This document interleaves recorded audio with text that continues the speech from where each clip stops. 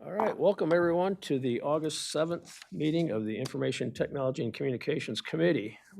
Rise and join me in the Pledge of Allegiance, please. I pledge allegiance to the flag of the United States of America and to the republic for which it stands, one nation, under God, indivisible, with liberty and justice for all. Thank you, everyone. Let's see, are there any additions or changes to the agenda? No. All right, thank you. Okay, do I hear a motion for approval of the, Support.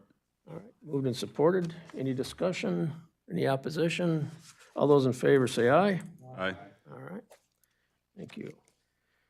And limited public comment. I believe we need to move the minutes. Pardon? You want us to move the Oh, minutes? excuse me, I'm sorry. I checked one too soon. I don't want to be Jim Mott here. Support. Thank you, thank you. Moved and supported. Any discussion? All right. All those in favor? Aye. Thank you. Opposed? All right, now moving along to limited public comment. Okay, seeing none, we will continue with our Communications Director update. Good afternoon, Commissioners. Our 12th County newsletter is out as of today. It's also, again, going to run in the County Journal and flashes as well, as it does every month. We have active advertising and promotions running for our recycling event August 10th in Charlotte. That's the last one of the year, as well as our Eaton County Mobile Recycling Program. There are live and print promotions in digital spaces for both of those. That mobile recycling program will be in Vermontville once a month. The Resource Recovery Department is looking to find other host sites around the county in underserved areas throughout the county. So please reach out to them or myself if you can think of a place that would want to host that on a monthly basis or even quarterly, whatever it might be, one-off kind of thing, looking to build that program as much as possible. We had a contingent of staff at the Olivet Fireman's Fest, including the Sheriff's Office, who were asked to assist during the event. I did attend and take some photos of our sheriff deputies assisting and participating there. And what was really cool is I actually saw Deputy Lorenz do some police work real time. At first, it was kind of like he's posing for pictures with kids and stuff for a scavenger hunt, but then there was actually a child there that couldn't find his family or his parents, and so it was just amazing to see our sheriffs actively working there. So, any questions on any of that active communications? It was a very communications heavy month for Resource Recovery, the Sheriff's Office, and the clerk. Obviously, with the primary coming up, and I'll touch a lot on that in the press section as well. Any questions for Logan? All right, seeing none. All right, moving on to social media, we saw another 47 new followers. It seems like a steady trickle of about 30 to 40 new followers every month as we fill that information gap. We did see another decrease in total reach by 34% from June to July. There's just far less interaction and engagement in a slower news month from what we were sharing. And to try and maintain engagement, we did diversify more and post a lot more frequently on all of our channels, as some of you may have seen, whether that was using video or photo content. The summer months can lead to lower page interaction, but there is higher usage, so folks are using social media more, but just on their personal pages, whether they're sharing vacation, whatever it might be. So we need to combat that and turn that around with quality content or content that actually engages them a little more and challenges them to do that. You will see a lot more on social media around the tax limitation proposal as we get more and more information out in a much, much bigger way, more than it has been now. So stand by for that. That should be some very engaged content for sure. Any questions on social media specifically? Mr. Toomey. Thank you, Mr. Chair. I just had a quick question regarding some of the social media. You said you had digital print ads going for some stuff. Is that something that you're going to be doing in perpetuity? Is that just to get people to follow the page as of right now until you build a bigger audience, or what's kind of the So for social media right now, there isn't any active advertising going on, but we have done that, you're right, in the past. There's more just digital promotions, and as we look at other, we'll kind of leverage content from other partners, whether that's other municipalities or other coalitions and groups on social, from Friends of the Parks to others, sharing out different information. Are you talking specifically about like information on the proposal or just in general county stuff? No, just generally. Yeah. So as of right now, there's no further plans to do that, any ad buys for gaining more reach or followers. We've been at a steady click of getting more and more. Of course, I want it to be more, but I don't necessarily have the resources to pull in for that yet. Does that answer your question? Yes, it does. Thank you. Any other questions? All right, I see none. Moving on to the website, we saw just over 29,000 users in the last 30 days. That's a slight increase from June for July, but that also did show a decrease in time per event. It's roughly 70 seconds last month, if you remember. We're now down to 59 seconds per user event. The reason we're kind of monitoring that seems pretty insignificant at this point, that slight decrease, but we're going to monitor that closely as we kick into that website refresh. I want to have some historical data to bounce back on. As much as possible. And then speaking of that refresh, on August 13th, next week, that redesign refresh launch is happening. It'll happen throughout that day. Big shout out to Liz Walby again, Tech Services. I know she's watching right now. So you will see updated branding, simplified and streamlined top-line navigation, simpler modules for news and announcements and such. As Commissioner Toomey has championed over the last few months, the biggest thing we need to work on is streamlining and gaining more accessibility. It's confusing when you look at our top-line navigation on our website. You click any one of those from government to departments. There's a whole lot of content there, and there's a whole lot of old content, and about 100 different ways to get to the same thing. And so we're working on simplifying that as much as possible. And so it'll be kind of a slow rollout, but the 13th is when you're going to see the biggest and most major changes. And then, we're going to troubleshoot that as we go, working in line with Civic Plus. You will see a review of the new site layout, essentially, and that template redesign in next month's report. But if anybody here is interested in seeing that, just come talk to me. I do have a workaround where I can kind of get behind the scenes and I can show you what it's going to look like, including interior pages. So just set up a time with me or after this meeting, bend my ear, and I can walk you through some of those changes and alterations. Some staff training will likely be necessary, and then we're also going to send out a communication to internal staff. On August 13th, once we do this launch, you can still access and change anything you want and publish anything you want on the website, but it could be much slower. There's going to be some times where, there might be a period of 30 minutes where they're going to send a message saying, don't post anything right now, we're going to try and change the homepage, that kind of thing, and so we're going to kind of flag that out to staff. Any questions on the website? Mr. Haskell. Are we going for longer user experience times on the website or shorter? It depends on the type of content. Essentially, I don't want to answer that specifically until I see our search. The time it spends anybody on our search page, that, as you can see, that's still the second most visited page on our thing, is people just spending time in the search page. 1,700 different users last month visited it almost 5,500 times, just searching, trying to find something they were trying to engage with. And so typically when you see a higher engagement rate, that means they're engaging with the content a lot more. So we want to see a higher engagement rate and a lower amount of the search. So essentially we want them engaging with our content and not having to hunt for it to count that towards our engagement number. Does that make sense? That's kind of what I was thinking of, but I was thinking, okay, if our goal is to streamline it and people aren't, having to dig to find stuff, then clearly that number is going to drop. And that's a good thing in that case, but. Yeah, it's kind of hard to measure, to be honest. But what we're going to start looking at once we do this and we streamline that top-line navigation, you're going to want to see that number slightly increase and just stay consistent. Unless there's some major event like an election or something like that, then it will Spike. Okay, thanks. Any other questions? Commissioner Toomey. All right, there we go. I'm having some trouble with the mic today. Quick question, as you guys go through and you are working on overhauling the website, something that I've noticed when I've wanted to access some of the government services is I don't know exactly what this is called, but when you search in Google and it has like a little blurb below the page, it's like I search up Eaton County Government Services and it says, it'll say, Eaton County received its new recycling trailer thanks to a grant from the Michigan Department of Environmental Great Lakes, or EGLE. And it has that thing, election results. It has like a little blurb about what that page does. I noticed that some of those are incorrect.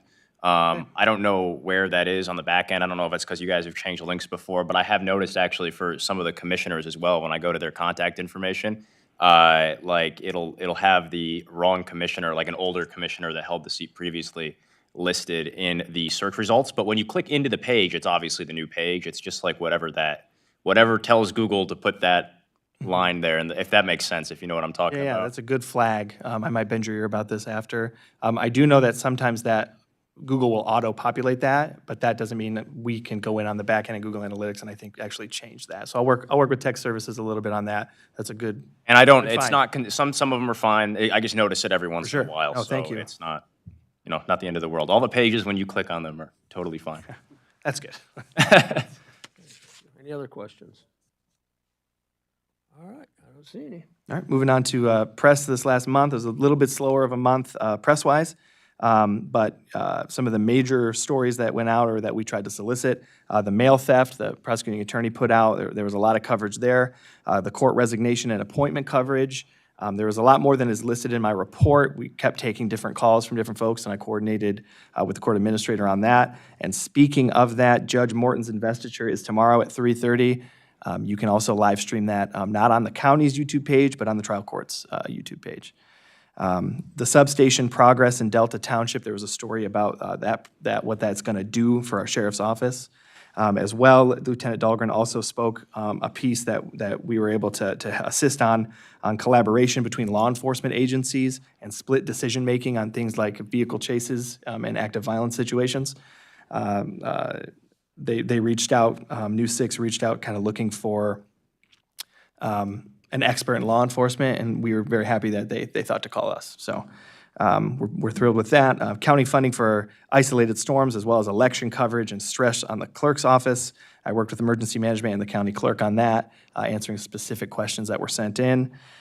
Death threats against the Eaton County judge. There was a lot of press on that and a lot of different phone calls we received trying to get more information on that. As well as the sheriff's deputy being sideswiped, where nobody was injured, thankfully. I probably took, 5 to 6 calls for several days, people just trying to get more information, but there really wasn't much more information to give. And then finally, vandalism at Keeney and Cheney Quarry, the Keeney environmental area. There was a lot of coverage on that, and that's still ongoing. So hopefully we'll have more updates there. Some upcoming press will include Dyer Kiln on Friday. We're hoping to get a press contingent there for the dedication of the new sign. And then Crandall Lake after that. Fire at the dock, decimating that dock. We do have a new dock coming in that was donated to us, as well as upgraded security. And so this is not yet announced, but we're hoping for Tuesday. There will be basically a ribbon cutting for that dock and some press there for that.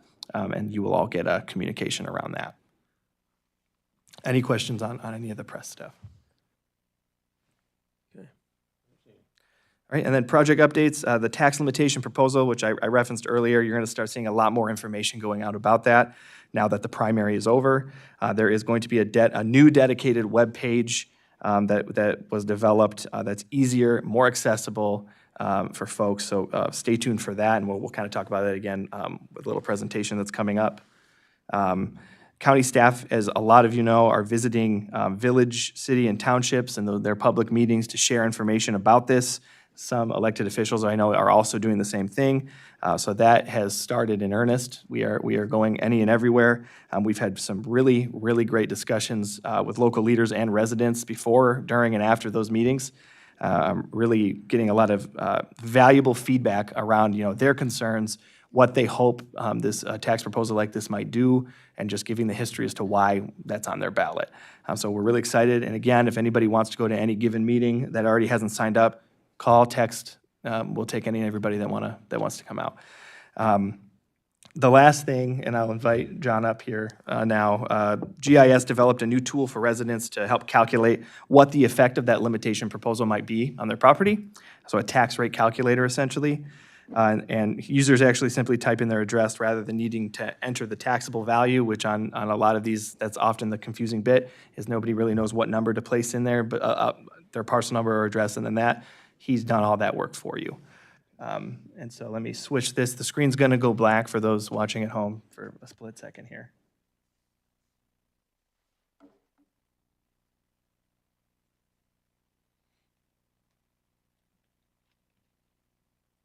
All right. Good to go. Good to go. Good afternoon, commissioners, colleagues, and citizens. Several months ago, I was asked if I could replicate a mill rate calculator that Isabella County had on their website that would assist in helping citizens determine what their mill rate would be. As a CMU alumni, I was eager to see what was available for the citizens of my previous college home.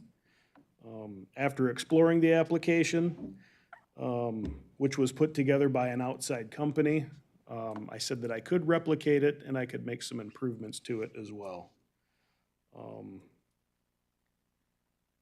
So yeah, on the screen now is the application I developed as requested, and it's my pleasure to present it to you today. To begin, you're greeted with a splash screen that tells you essentially what the purpose of it is and how to use it.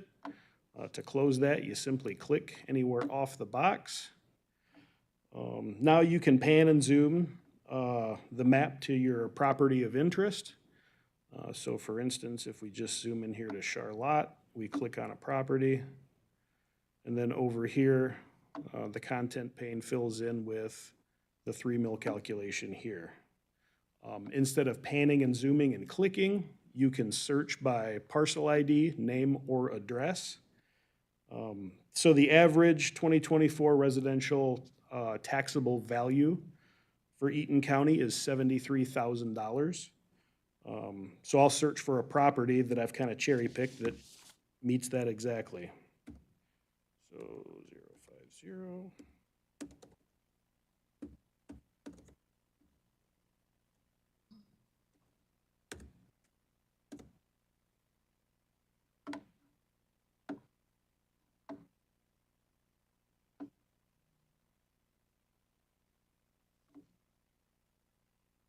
So since the application is connected to our equalization database, the taxable value doesn't have to be entered by the user. It automatically gets pulled from our databases.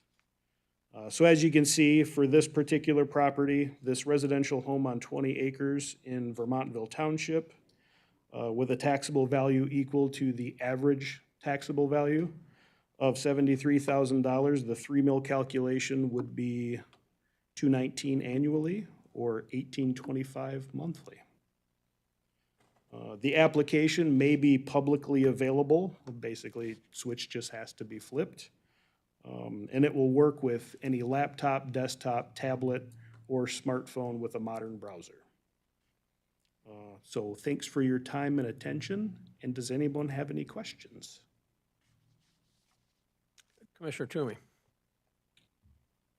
Thank you. I just want to say, wow, that's great. This is really, really great. It's simple. It's easy for people to use. I've used some of these before, just looking at other areas, and this is significantly better than anything I've ever seen. So really appreciate your work on this, and I'd be very supportive of the public having access to this, just because I know there's been talk about it. I've seen it online, and some people have come up with some very interesting numbers that I don't know where they come from. So this is just a very good tool for the public, and I love that it pulls the data automatically, and that's just an awesome tool. So thank you so much. Thanks, Commissioner Toomey. Commissioner Haskell. Thank you, Mr. Chair. Again, I'd like to echo Commissioner Toomey. This is an awesome tool. What would it look like if you looked at like an apartment complex? That's a good question. I don't know if I had done that. So let's just find one.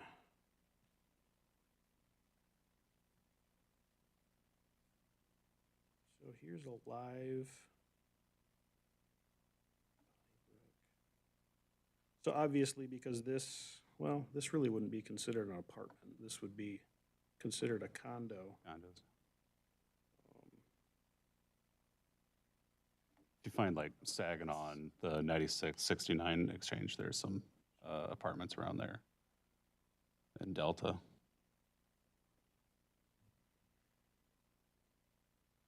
Looks like I'm having some Wi-Fi issues. In this bunker, no way. Eric? Sorry, Eric. We can follow up on this too. I'm curious what it. So you were saying Saginaw and? Yes, if you follow Canal Road north of Saginaw, there, Canal's on your left. Yeah, if you move, those should all be apartments there. Gotcha. So Okay. it looks like it takes in. The aggregate, okay. Yeah. And then that would just be up to the I'm assuming the apartment owners to figure out if they want to pass that along to their renters or not. Okay, Thank you. Any other questions, comments, Mr. Commissioner Toomey? Yeah, just one more question, and also that was a really good idea to check that, Commissioner. How if we did share this with the public, what would be the best way? And I guess that would be part Logan as well. Would that be like a page on the website? How do people access this? It'll exist on our homepage as well as on the tax limitation information page, and it will obviously be shared out on social, and then you all will be able to share it out with a direct URL link. Okay, I was just curious if it was like its own separate website Yeah. from the county government website, but it's just a sub page in there. Well, no, it is separate, but if you share the link, it'll open it. Yeah. Okay, thank you. Any other questions? Commissioner Rogers?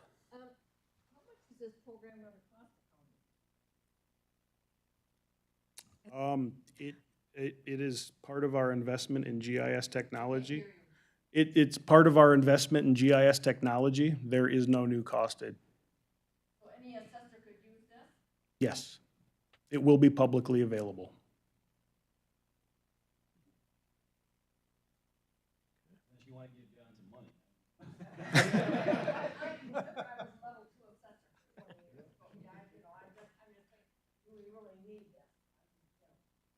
Yeah, there's absolutely no new cost associated with the development of this application. It's just levering the technology that we already have in place. Thank you. Any other questions, comments? Well, thank you. I think this is a neat tool. I'm not very tech savvy myself, and I think this will simplify it for a lot of people, so thank you very much. Thanks, John. This will be made available in the next 2 days. Mr. Chairman, Oh, Commissioner, I would just add that, and I told John this, I've been discussing this possibility with folks at meetings that I go to, and they've been eager to have this tool. So I told them as soon as it comes out, I'll let you know. So they're excited to see it too. Thanks, John. oh, Commissioner Toomey. Y'all just make me think of so many great questions. The only other thing I noticed, and I don't know if this makes it cleaner or not, it shows like, okay, if the county were to levy the complete 3 mills, it would be this much annually, this much monthly. We may not, if it passes, levy that exact amount. Is there any sense in putting 3, 2, 1? Like, what is that? Should we do that? Should we not do that? I don't know if that's just confusing to people. Yeah, that's funny you bring that up. Initially, we had 1 and then the 3, and every year the board would decide what that would be. We thought it was maybe a little confusing, but it's fully customizable. So, we can do the 1, 2, 3 and see what that might look like. Maybe embolden the 3. I mean, it just depends. Yeah, I don't know what the best. Yeah, I was thinking like a slider. I don't know because I don't really. Yeah, we're limited to that text box, but Okay. it's fully customizable, and we went back and forth a long time. Me, John, and Ben were playing around with it. So Yeah, I trust your guys' judgment on that. I was just curious. it's a good comment. It's a good comment. And as this is live, this isn't like we push publish. We don't need to change it. If you're getting feedback from folks and they're confused about it or anything like that, if you feel like it would be worthwhile, just let us know. Okay. Thank you. Other questions? Commissioner Mott? I'll respond to that a little bit. When we first started discussing this, we did discuss that, and we thought it would be better just to put in there, in the language of that text box, maximum, so that they were aware that this is the top shelf that they would, have to pay if it was 3 mills. But no, it's a good question. Now, on this program that you've written, this is tailored for residential, commercial, industrial, all that? If a parcel has a taxable value, it will be calculated. Okay, all right, thank you. Anything else from anyone? All right, again, thank you very much. Thank you. That concludes my report. All right, thank you. Moving on to Technology Service Director update. Good afternoon, Commissioners. On July 12th of 2024, members of Technology Services met with representatives from Verizon Wireless to basically perform an assessment of wireless coverage within Eaton County as it relates to our Public Safety Department. Deputy Director Nathan Nybert has a presentation today to present to you to show what the results of that analysis were. So I'll turn it over to Nathan.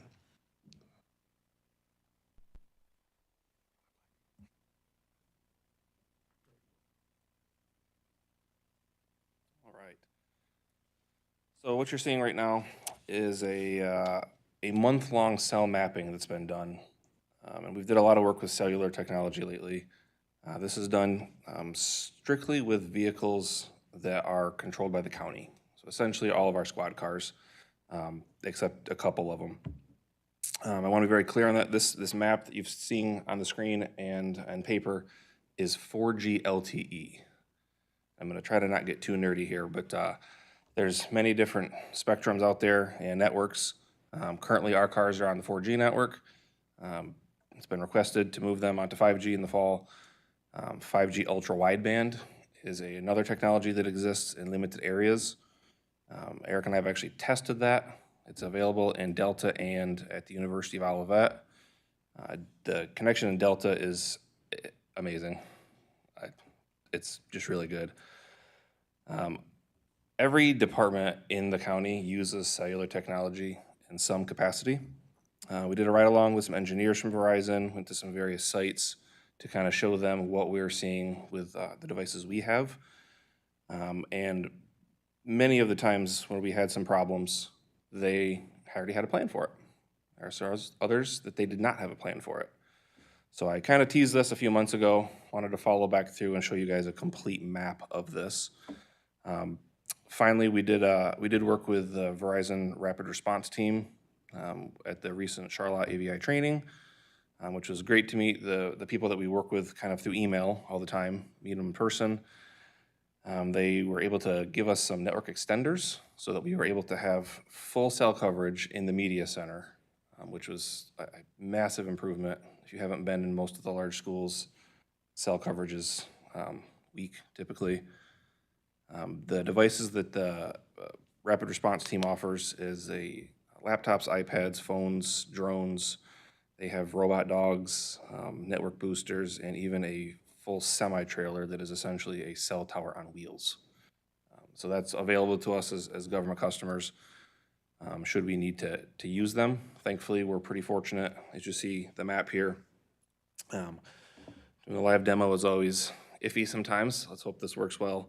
But generally speaking, we're in really good shape compared to many other counties in Michigan. Specifically, if you go up north, this map for their counties looks way different. I want to start real quick with Delta Township. Delta is really pretty good. We have coverage most places. Our cars don't go everywhere every month. So this is not a full representation of everywhere we went. This is just the vehicles that I have set to log the data. Grand Ledge also very well. As you get out to let me zoom out here real quick. A couple of, I guess, hotspot areas out towards Calamo. There are some problems. That's a good thing and a bad thing. It's a good thing that it represents an answer for when deputies complain to me why their stuff doesn't work. I finally have something to point to them that, like, you gotta have coverage for this to work. Same thing with the, west side of Eaton Rapids area. You can see that along the highways we're in really good shape. Downtown Bellevue is good. So this is data that we've given to Verizon. It complements the data that they have, and it helps us kind of bring the network up together. We have another set of data for the FirstNet, which AT&T network as well. I have a SIM card for them and use them as well, so we're not just Verizon, but we are utilizing all the networks. I know it's kind of nerdy. Does anybody have any questions on it? Commissioner Haskell. Thank you again, Mr. Chair. South and east of Potterville, I see a large gap where there's no data. Is there a reason for that? We didn't get any calls for response by the sheriff's office in that area during Pretty that peaceful month. place then. That's good. That's good to hear. I Find this to question- be an acceptable answer. I questioned it and triple checked it because I'm like, how does it not work there? But Okay. And then a follow-up question. So for areas, say like in the northeast Delta Township, where there is that large chunk of orange, is that like a bad enough area where that would be something that would need to be addressed, or is it's sufficient but not great? So there's actually a great answer to that. Verizon's already addressed it with 5G. Okay, So that's part of the problem with using a 4G system to log the data, is that we're only getting a small spectrum of that. If you actually go to that area with a modern device, it's got service. so basically they just, for that portion, they just kind of skipped that 4G LTE If they're gonna generation. deploy something, they're gonna deploy The latest, greatest. technology available, Okay. correct? Cool. Any other questions? Mr. Chair. Oh, go ahead, Commissioner Woodring. Nate, the scattered red boxes there, is that a particular interference of trees or farm silos or something blocked out? Nope, that's just, essentially it's a lack of coverage. It oftentimes can coincide with when it moves from one tower to the next. A black dot would actually represent zero coverage, so I did set it to log for that. And thankfully, we have no black dots in the areas that our cars went. So usually it's going from one tower to the next, it's in between two different towers, Okay, transition point. okay, thank you. Which another great, I guess, add-on to that is the towers can push signal at different, I guess, lengths. When you're talking 4G versus 5G ultra wideband. So a 5G map of this will look completely different, as will an ultra wideband map. Nathan, I have a question. This, what we're looking at, this is cell technology only, or this is broadband and cell? This is just Verizon LTE specifically, Okay, yep, which is what all of our first responders currently are on, all right, okay, so that, mobile, the upgrade of broadband that we're talking about will not affect this at all? completely unrelated. Okay, thank you. Any other questions for Nathan? Commissioner Mott? Since Nathan and I, we enjoy 5G ultra wideband because we're close to that tower, is there a reason that Verizon chooses one place over another to do that ultra wideband? So I asked that question and they told me they have chosen everywhere to have it. Just some places get it before others. Specifically, it's the university, I think is what the draw is, and for Olivet. Okay. It's an odd choice that's the pick, but when you look at a population density, 9 months out of the year, there are a lot of people in Olivet on campus. Okay. Thank you. Any questions? All right, I don't see any. Thank you, guys. Thank you, Nathan. Back to you, Eric. Continuation of my report, Central Dispatch Technology Relocation Status Update. Pleased to report that representatives from AT&T and Crouch Communications, as well as Eaton County Technology Services, we began the process yesterday of moving Central Dispatch staff from their temporary location up to their permanent location. I'm also pleased to report all dispatchers are now working out of that primary location as of right now. The last two stations were moved this morning. So it's been a great collaboration amongst multiple departments, as well as our AT&T representatives and from Crouch Communication. There were a few minor hiccups along the way, but overall it was a huge success of completing that project. Report on the youth facility expansion as it relates to Eaton County Technology Services. I've been working closely with staff from Granger Construction and their subcontractors to finalize the installation of the fiber optic and network cabling for that facility. We should have that finalized by Wednesday next week with equipment up and operational by next Friday. There is a kind of a soft target of moving some of the staff to that expansion location by, I believe, the 19th of August. So we're kind of coming down to the wire. There's a lot of moving parts to that project. We're all kind of commingling together. So by this time next month, we should be fully finished with that project and operational in that facility as far as the technology goes. Any questions regarding that project? Okay. Report on our involvement in the Delta Township substation. Met with representatives from Kritzman Construction and the Delta Township IT staff late last month. We reviewed the two proposals that were submitted for their low voltage, basically their network wire and camera placement locations. That was, I believe, finalized last week. They did select a vendor, and we will be moving forward with that project, I believe, in September of getting equipment. Actually, not September, it'll be October. We start installing equipment in that location to start spinning up a network in that facility, if the timeline still holds. Happy to report from a staffing update for technology services. We are fully staffed again. We had a couple vacancies the last 30 days. Pleased to report that we have filled those. Our last vacancy will start on early September, so we will be fully staffed again, and ecstatic for that.